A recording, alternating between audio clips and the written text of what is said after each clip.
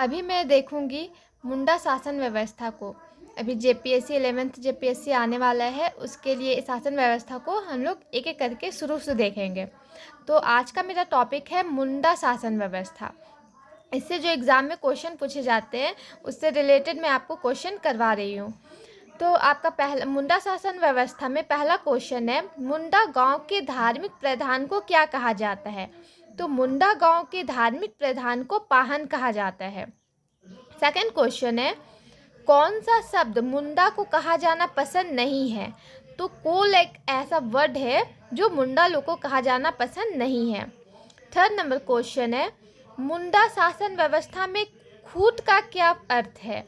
तो मुंडा शासन व्यवस्था में खूट का अर्थ परिवार से लगाया जाता है।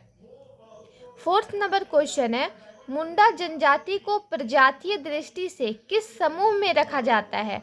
तो मुंडा जनजाति को प्रजातीय दृष्टि से प्रोटो ऑस्ट्रोलाइट समूह में रखा जाता है। ये आपकी जो क्वेश्चन मुंडा शासन व्यवस्था से इम्पोर्टेंट क्वेश्चन है, इससे क्वेश्चन पूछे ही जाते हैं, एक क्वेश्चन तो इससे बिल्कुल बनते हैं।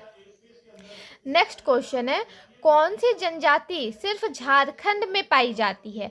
तो मुंडा एकमात्र ऐसी जनजाति है जो सिर्फ और सिर्फ झारखंड में ही पाई जाती है। नेक्स्ट क्वेश्चन है, मुंडारी भाषा किस भाषा परिवार के अंतर्गत आती है? तो ये ऑस्ट्रो एशियाटिक परिवार के अंतर्गत आती है। नेक्स्ट क्वेश्चन है, मुंडा जनजाति गांव में युवा गृह को क्या कहा जाता है? हर एक जनजाति का एक युवा गृह होता है, तो क्वेश्चन पूछेगा कि मुंडा जनजाति गांव में युवा गृह को क्या कहा जाता है? तो उसके युवा गृह को गिती ओड़ा कहते हैं। नेक्स्ट क्वेश्चन है, मुंडा जनजाति की पंचायत बैठक कहाँ होती है?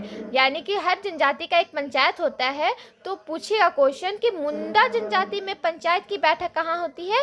तो ये अखड़ा में होती है। अब आपका नेक्स्ट क्वेश्चन है, मुंडा अपनी भाषा को क्या कहते हैं? तो मुंडा अपनी भाषा को होरो जगर कहते हैं। नेक्स्ट क्वेश्चन है, मुंडा जनजाति की 3 विशेष स्थल कौन सी है? तो मुंडा जनजाति की 3 विशेष स्थल है सरना, अखड़ा और शासन। सरना आपका धार्मिक स्थल को कहते हैं, अखड़ा जहाँ पर पंचायत बैठता है उसे कहते हैं, और शासन जहाँ पे दफनाने की प्रक्रिया होती है समाधि स्थल को बोलते हैं। तो नेक्स्ट क्वेश्चन ये है कि मुंडा जनजाति के समाधि स्थल को क्या कहा जाता है? तो मुंडा जनजाति के समाधि स्थल को शासान कहा जाता है। नेक्स्ट क्वेश्चन है, मुंडा शासन में गोत्रों की संख्या कितनी है? तो मुंडा शासन में गोत्रों की संख्या 340 है। नेक्स्ट क्वेश्चन है, पढ़ा राजा का मनोनयन कैसे होता है? तो पढ़ा राजा का मनोनयन चुनाव के द्वारा होता है। नेक्स्ट क्वेश्चन है, मुंडा जनजाति में पाहन को दी जाने वाली लगान मुक्त भूमि को क्या कहा जाता है? तो मुंडा जनजाति में पाहन को दी जाने वाली लगान मुक्त भूमि को डाली कटारी भूमि कहा जाता है। ये था आपका मुंडा शासन व्यवस्था।